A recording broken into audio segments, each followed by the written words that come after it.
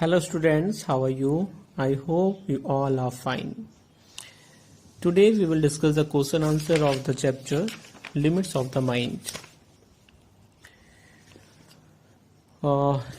In this, first of all we have to start from A3. So come to A3. Write true or false against the given statements.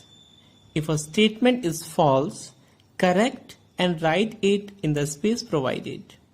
देखिए A3 जो है इसमें true false है. जो statement true है उसके सामने आपको ट्रू लिख देना है और कुछ भी नहीं करना है. लेकिन अगर कोई स्टेटमेंट जो दिया हुआ है वो अगर फॉल्स है, गलत है, तो आपको वहां फॉल्स भी लिखना है और सही स्टेटमेंट क्या होगी वो आपको यहाँ पे लिखना होगा. ठीक है. फॉर एग्जाम्पल हम लोग फर्स्ट वाला देखते हैं. Eklavya and his family lived in Hastinapur. Eklavya और उसकी फैमिली हस्तिनापुर में रहती थी. नहीं, ये फॉल्स है, तो यहां फॉल्स हमने लिखा. और ट्रू क्या होगा, ट्रू स्टेटमेंट क्या होगा, कहां रहते थे वो लोग. Eklavya and his family lived a little away from Hastinapur. ठीक है. तो ये हम लोगों का इस तरीके से हम लोगों को इसे फिल करना है. तो सारे स्टेटमेंट्स आप ऐसे ही फिल कर लेंगे. जो ट्रू होगा उसके सामने ट्रू लिख के छोड़ देना है और जो फॉल्स होगा उसके सामने आपको फॉल्स लिखना है और साथ ही साथ आपको जो ट्रू होगा वो भी करना है. ठीक है. सेकंड देखिए. Eklavya fail to understand the discrimination between the high born and low born. Yes, ये ट्रू है. एकलव्य जो है वो ये नहीं पहचान पा रहा था, ये नहीं जान पा रहा था कि ये डिस्क्रिमिनेशन, ये भेदभाव क्यों है हाई बॉर्न और लो बॉर्न, यानी ऊंचे सोसाइटी के लोग, ऊंचे जाति के लोग और नीचे जाति के लोगों के बीच में. ठीक है. थर्ड देखिए.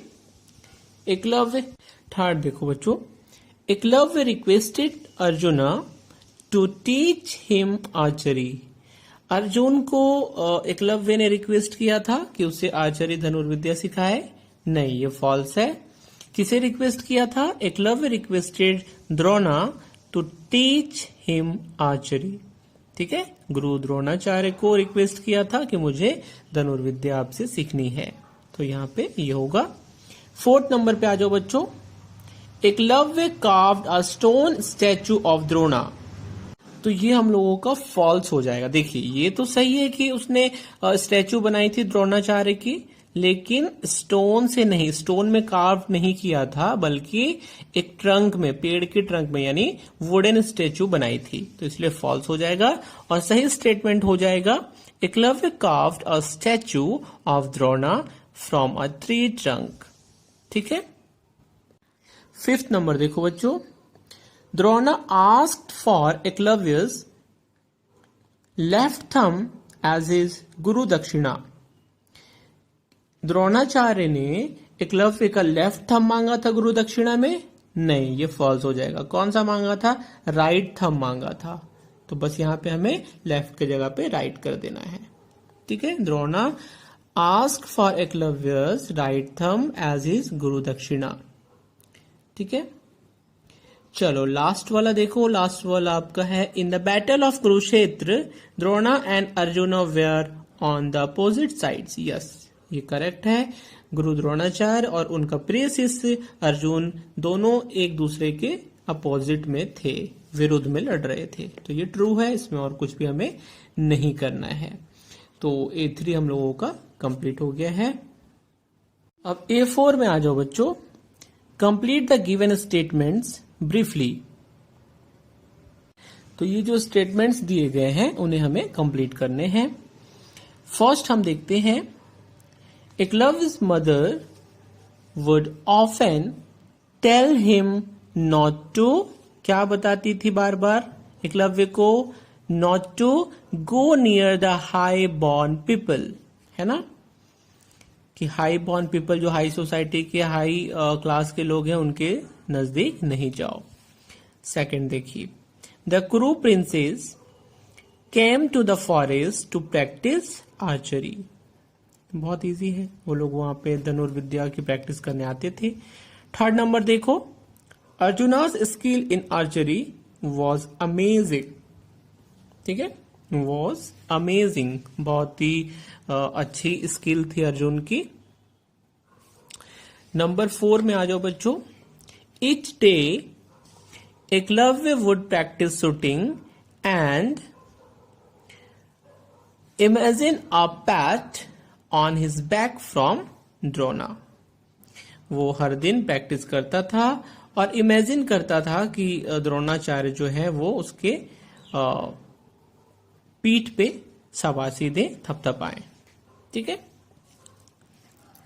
5th नंबर देखो। After the loss of his right thumb Eklavya learn to shoot with his left hand and his feet. जब गुरु द्रोणाचार्य ने दक्षिणा में एकलव्य का राइट थंब मांग लिया था, तो एकलव्य जो थे उन्होंने अपने लेफ्ट हैंड से और अपने पैर से, फीट से धनुष चलाना, तीर चलाना सीख लिया था। ठीक है। लास्ट 6th नंबर देखो। Real courage means, real courage जो है वो क्या है? तो real courage means fighting against wrong limits and respecting the correct ones, है ना। असली साहस क्या है? गलत के खिलाफ लड़ना और सच्चाई के खिलाफ क्या करना? सच्चाई का रिस्पेक्ट करना, समर्थन करना। ठीक है, वो ही रियल करेज है। तो A4 भी हम लोगों ने कंप्लीट कर लिया है। A5 देखो बच्चों। Read the given extracts and answer the questions that follows. यहाँ नीचे में आपको कुछ एक्सट्रैक्ट दिए गए हैं जो कि आपके स्टोरी से लिए गए हैं और कुछ क्वेश्चन दिए गए हैं। 2 एक्सट्रैक्ट हैं और 6 क्वेश्चन से 3-3 दोनों में है। ये आपको कंप्लीट करना है। तो पहला है डोंट गो नियर देम। ठीक है। क्वेश्चन है आपका who said these words and to whom. Very easy. कौन बोला था? Eklavya father said this word to Eklavya. Eklavya के फादर ने बोला था किससे? एकलव्य से। Who are them here. यहाँ पे देम कौन है? डोंट गो नियर देम, उनके नजदीक मत जाओ। तो देम कौन है? किनके नजदीक मत जाओ? तो वहां पे जो आए हुए थे फॉरेस्ट में प्रैक्टिस करने के लिए, कौन आए थे? कुरु प्रिंसेस। तो here them refers to Kuru princes. ठीक है। C number. Why did the speaker say so. Speaker ने ऐसा क्यों कहा? ठीक है बच्चों। तो Y did the speaker say so, speaker ने ऐसा क्यों कहा? The speaker said so, speaker ने ऐसा इसलिए बोला because he was familiar with the fact that they belong to a low cast.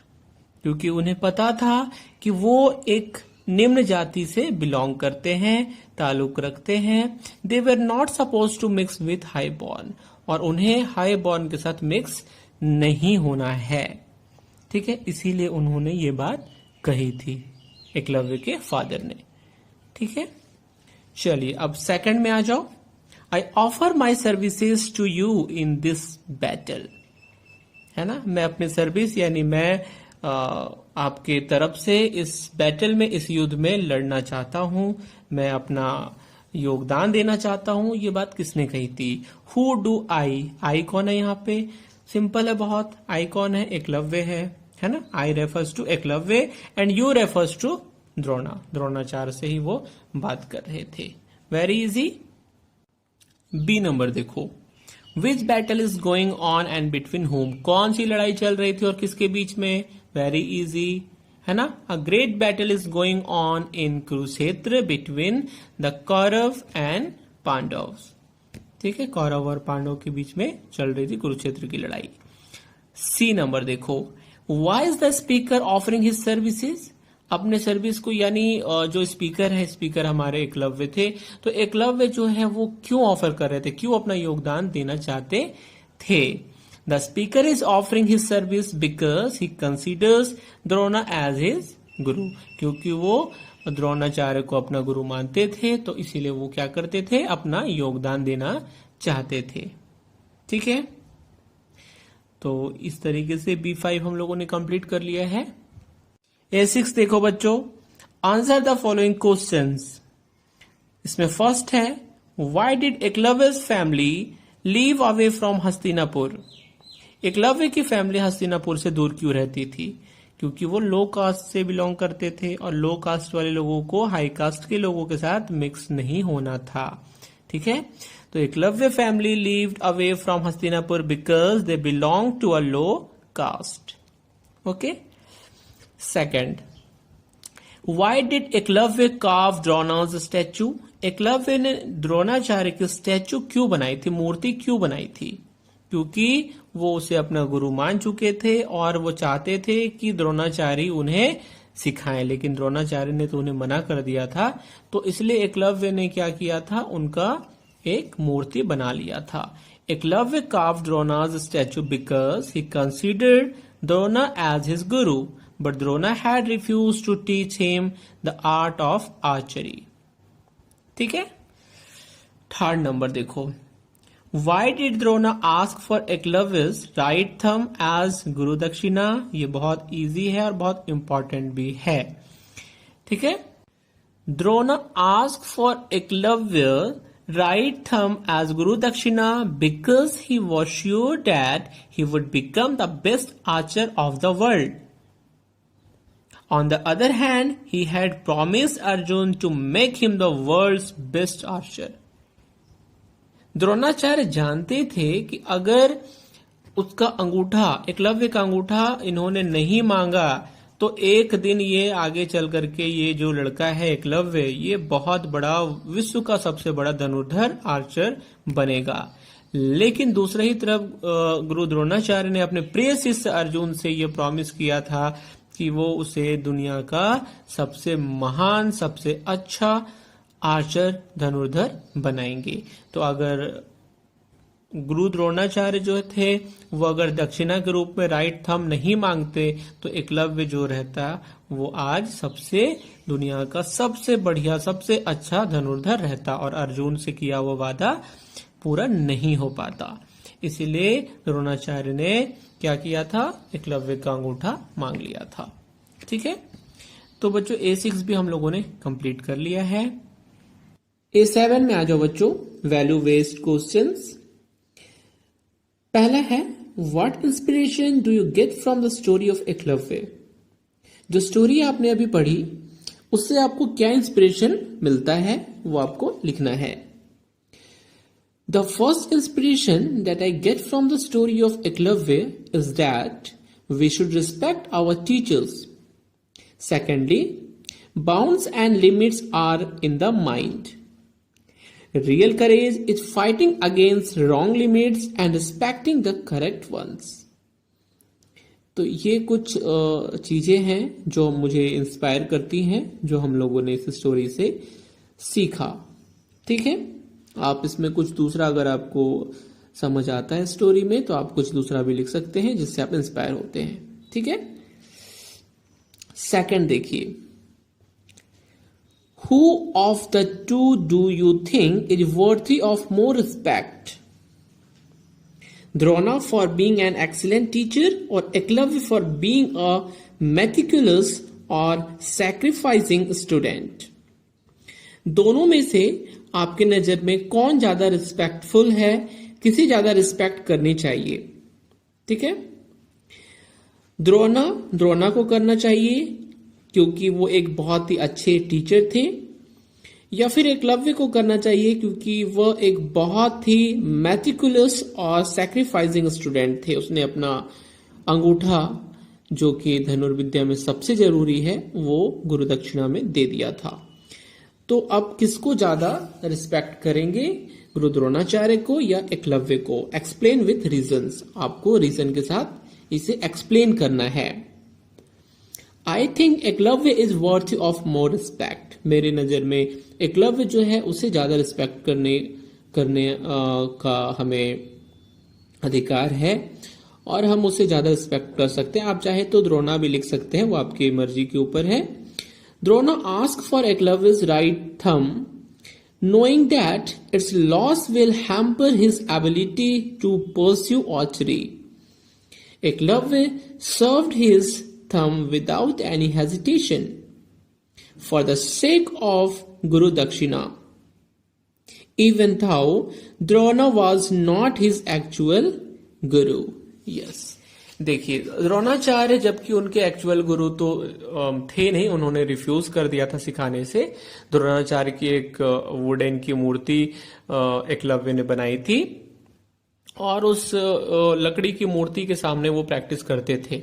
लेकिन फिर भी जब गुरु दक्षिणा का टाइम आया तो वो बोल सकते थे कि भाई आपने तो मुझे रिफ्यूज कर दिया था सिखाने से, लेकिन फिर भी मैं तो एक मूर्ति बना करके सीखा हूं।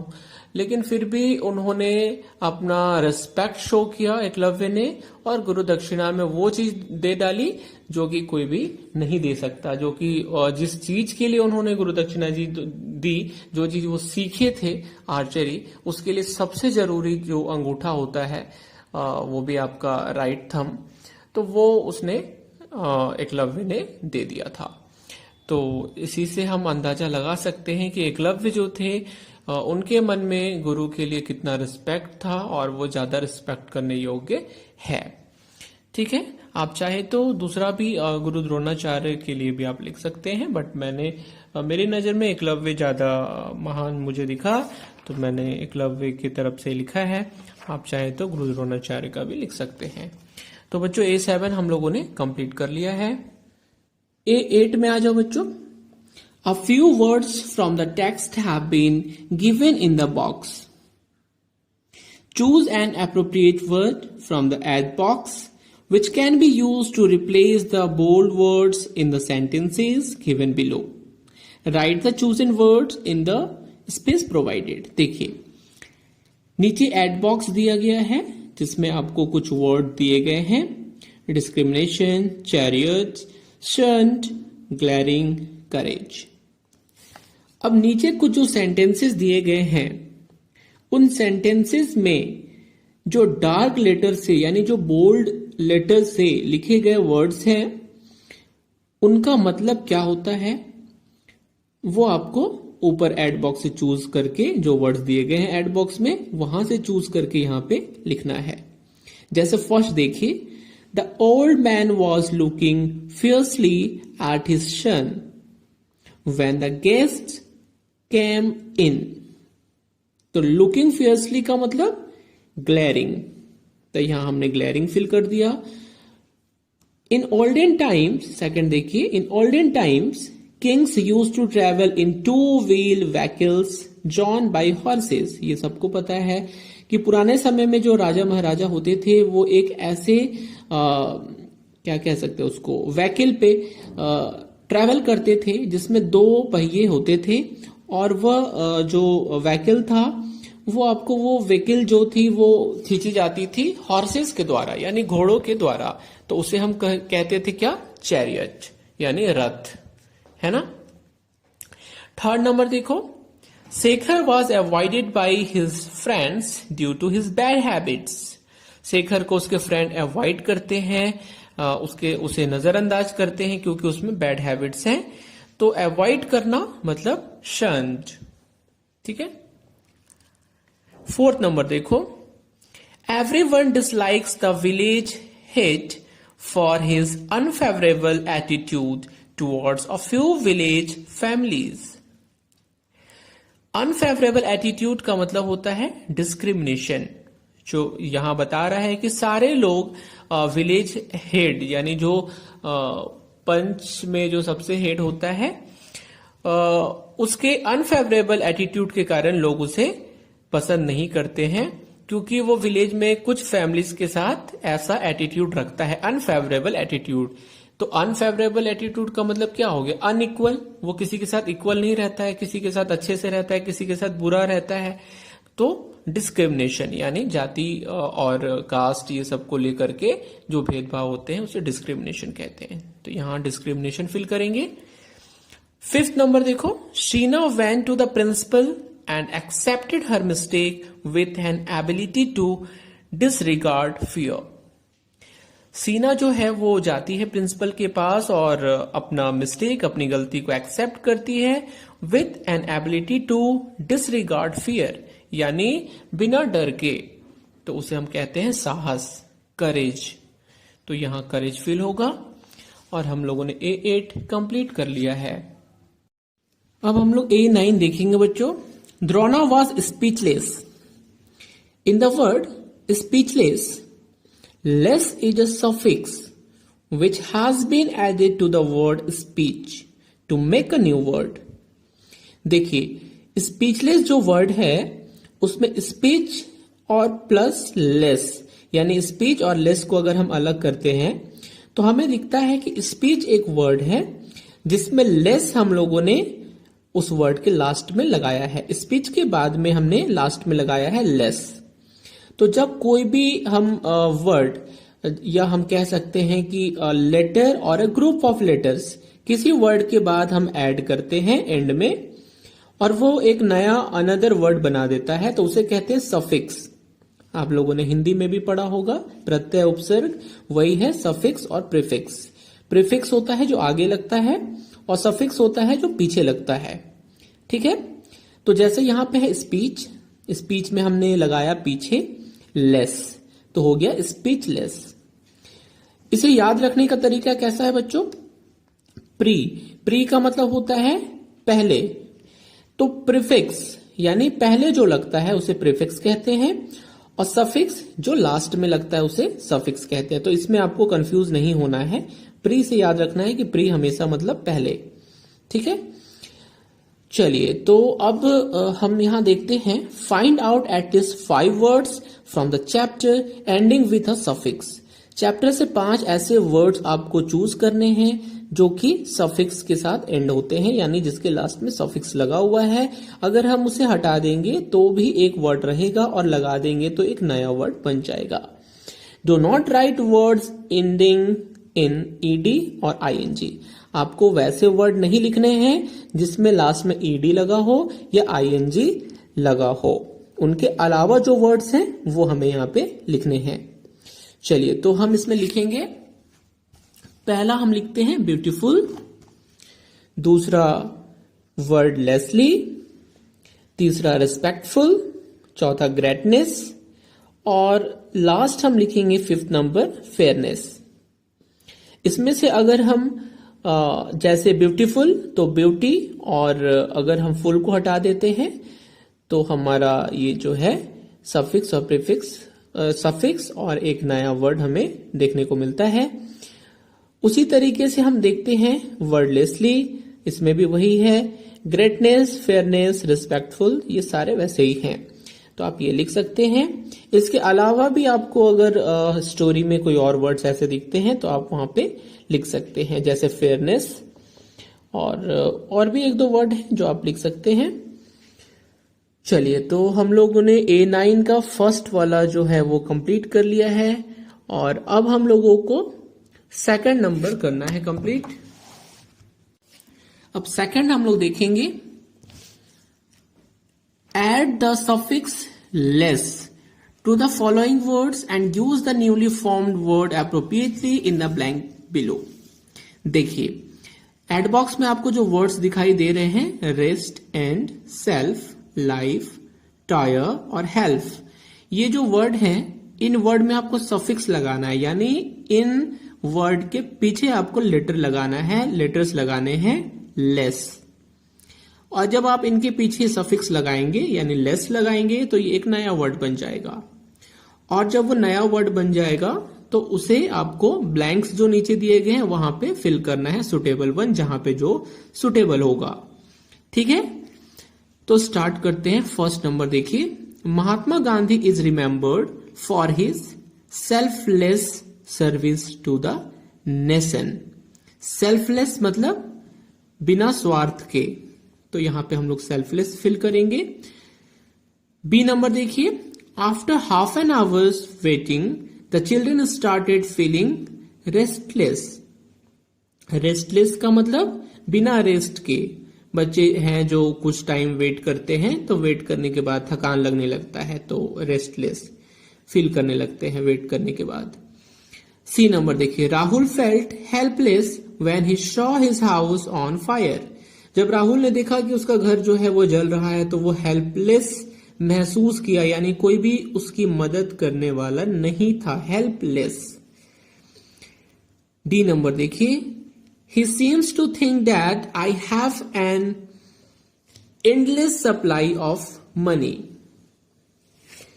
वो ऐसा देखने में लगता है, he seems to think that I have an, उसे लगता है कि उसके पास endless supply of money है, यानी उसके पास जो पैसे हैं वो कभी समाप्त नहीं होंगे, कभी खत्म नहीं होंगे, उसे ऐसा प्रतीत होता है। ई नंबर देखो बच्चों, the tireless effort of the construction staff helped in the completion of the bridge before time. Tireless यानी बिना थकान के, है ना। तो बिना थकान के जो कंस्ट्रक्शन करने वाले स्टाफ जो थे, उनका जो एफर्ट था, उनका जो प्रयास था, वह प्रयास सक्सेस हुआ किस चीज में? एक ब्रिज को, एक पुल को टाइम से पहले बनाने में। जब हम किसी काम को टायरलेस करते हैं यानी बिना थकान के करते जाते हैं रेगुलरली, कंटिन्यूअसली, तो वो काम हमारा बिफोर टाइम हो जाता है। एफ नंबर देखो बच्चों, the bird's body appear to be lifeless but a little water revived it. Bird की जो बॉडी है वो ऐसा देखने में लग रही है जैसे लाइफलेस है, उसमें जान ही नहीं है, but a little water revived it, लेकिन एक थोड़ा सा वाटर का ड्रॉप उसे रिवाइव कर दिया, फिर से जीवित कर दिया।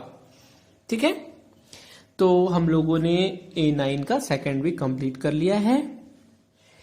अब हम लोग आ जाएंगे A10 में, life skills. In groups of 4 discuss the following about Eklavya. His determination, desire to learn, the difficulties he faced, how he overcame these difficulties, the success he achieved in the end.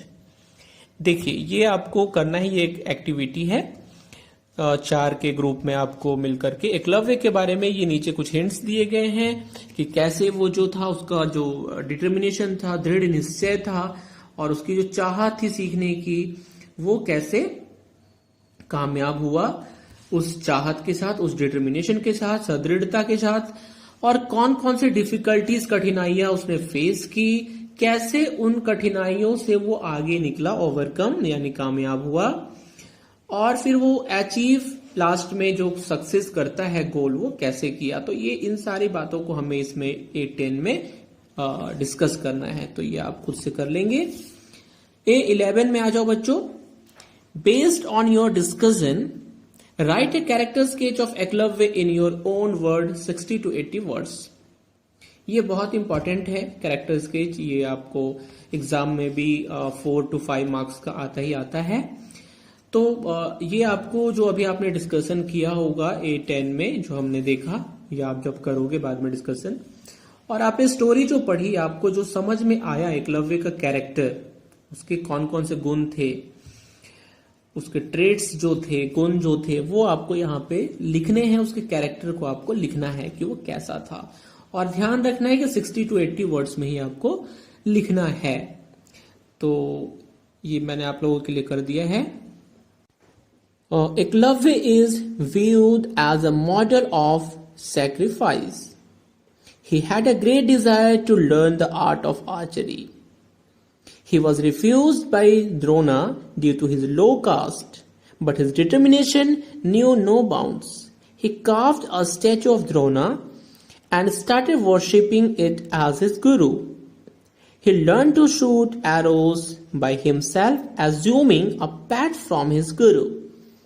Later, when Drona came to know that Eklavya considered him as a guru, he asked his right thumb as Guru Dakshina. He presented his thumb happily. Then he learned to shoot with his left hand and his feet. Finally, he became a great archer. People even consider him better than Arjun. है ना? इसमें हमने यही बताया है एकलव्य के character को, कि उसका कैसा कैरेक्टर था। वो एकलव्य को हम हमेशा देखते हैं एक सैक्रिफाइस करने वाले शिष्य के रूप में। उसके अंदर बहुत चाहत थी कि वो जो कला है आर्चरी की, धनुर्विद्या की, वो सीखे।